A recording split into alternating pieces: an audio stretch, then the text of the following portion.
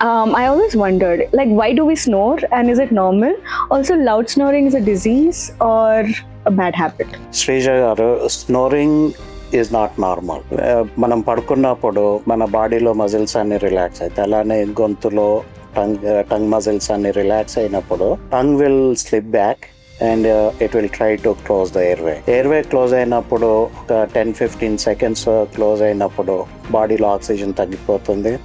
దానివల్ల బాడీలో health side effects అంటే high blood pressure, heart attack, strokes అవన్నీ వచ్చే ఛాన్స్ ఉంటుంది.